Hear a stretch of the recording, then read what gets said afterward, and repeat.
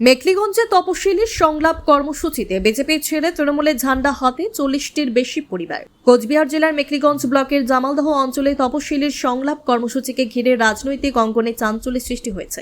বুধবার কেশরহাট ও খারিজা গোপালপুর এলাকায় একাধিক পরিবার বিজেপি ছেড়ে তৃণমূল কংগ্রেসে যোগদান করেন। জানা যায়, কেশরহাট এলাকার 41 নম্বর বুথে মোট 13টি পরিবার এবং খারিজা গোপালপুর এলাকার 40 নম্বর বুথে 27টি পরিবার বিজেপি ত্যাগ করে তৃণমূল কংগ্রেসে যোগ দেন।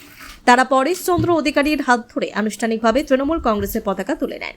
এই যোগদান কর্মসূচিতে উপস্থিত ছিলেন মেখলিগঞ্জ ব্লক তৃণমূল কংগ্রেসের সভাপতি কেশব চন্দ্র বর্মন, জামালদহ অঞ্চলের প্রধান গীতা রায়, মেখলিগঞ্জ ব্লক SC/ST সেলের সভাপতি প্রসেনজিৎ বর্মন, জামালদহ অঞ্চলের সভাপতি রঘুরায় পাখাধরা, মেখলিগঞ্জ ব্লক পঞ্চায়েত সমিতির সদস্য সত্যেন্দ্রনাথ দেও সহ দলের একাধিক নেতৃত্ব ও কর্মীরা।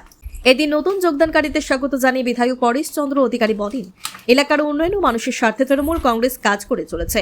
সেই উন্নয়নের ধারায় সামিল হতেই সাধারণ মানুষ বিজেপি ছেড়ে তৃণমূলের পতাকা তলায় আসছেন। ভারতীয় তৃণমূল কংগ্রেসের জামালদা 40 নম্বর বুথে আজ 27টি পরিবার তারা বিজেপি ছেড়ে তৃণমূলে তারা যোগদান করলেন এবং তারা আজকে প্রতিজ্ঞাবদ্ধ হলেন যে এখানে যবেই হোক আমরা তৃণমূলকে বিপুল ভোটে জয়ী করব।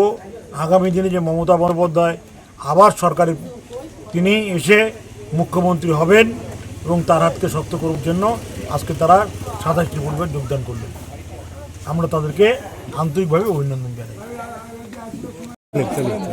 সুনীল চক্রবর্তী আজ 41 নম্বর বুথে মোট 13টি পরিবার তারা বিজেপি থেকে আজকে তৃণমূলে তারা যোগদান করলেন। আমাদের এই কেশরহাটে এই বুথে দীর্ঘদিনই আমাদের এখানকার পঞ্চায়েত তৃণমূলের ছিল, কিন্তু পার সঙ্গে তারা সামান্য মতভেদের জন্য তারা অনেকেই বিজেপিতে যায়। পঞ্চায়েত নির্বাচনের সময়, গত পঞ্চায়েত নির্বাচনের সময় এবছর তারা আবার আমাদের ঠাকুরমশাইও আগে আমাদের এখানেই ওনাদের তৃণমূলের সঙ্গেই ওনাদের যোগাযোগ এবং সবসময়ই আমাদের সঙ্গে আছেন।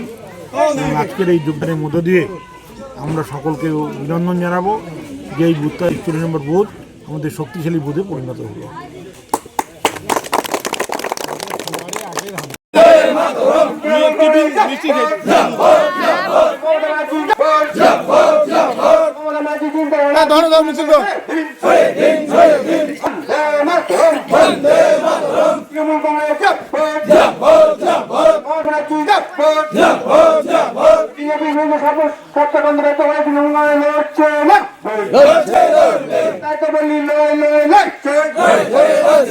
সন্ত্রাসবাদী বিজেপি